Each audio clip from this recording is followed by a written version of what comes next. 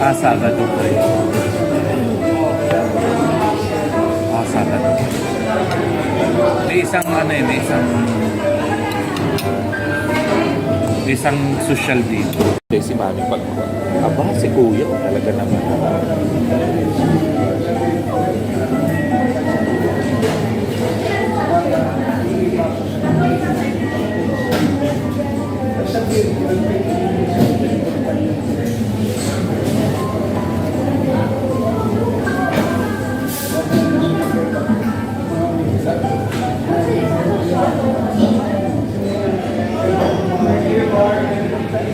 Ano, nakasettle na lahat ng inaanak mo, lahat ng mga regalo. Sa office, wala ka na. Opo. Ano ba inaanak mo sa office? Pangalan nito yung binili natin. Kalilisan ka, pwede ka namin tawagan. Baka nasa flight ka. As in? Yung ganito ka ako? Ayan ko, umaga yun. Parang bailan na nandun siya. Or nakalat.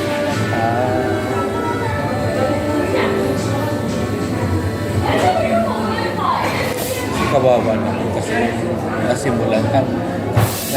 Feeling ko isang buwan yung binigay ni Nomi na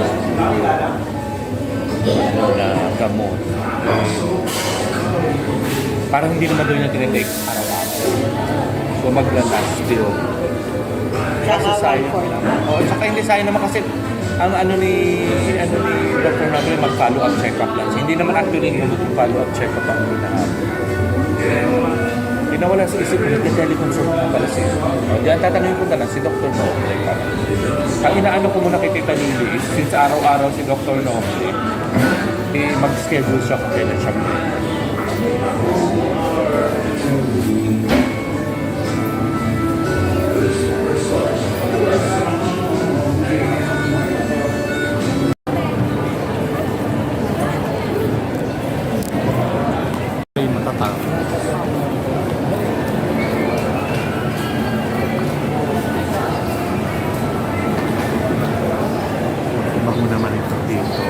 Mamahaling store naman.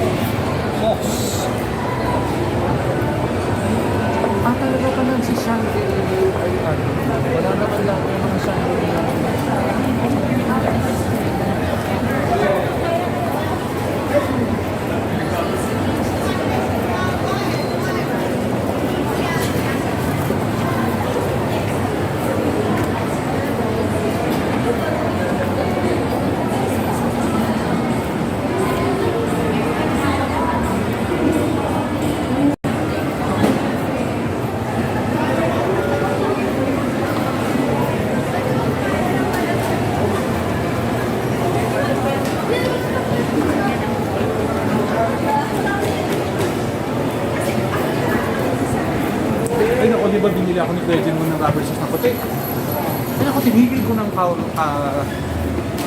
isang araw, di ba tinalo na nung asong maharot? Kahapon naman, tawag ko pag-upo ko sa Yala Triangle, kaya hintay ko dun sa buisit na banda na yun. Hindi ko napansin yung naisok ko ba, may tubo pala, napakarumi pala ng tubo. Sabi ko, hindi ko nalilinis.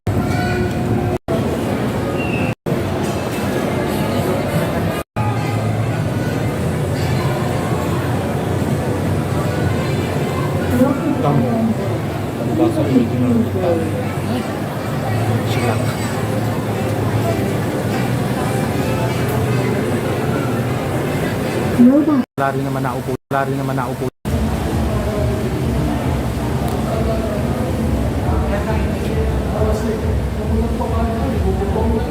12:50. Wala, tatapos pa lang nga. Pumuna tayo.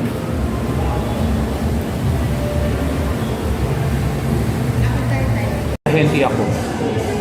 Sabi niya, sir, dito na lang kayo.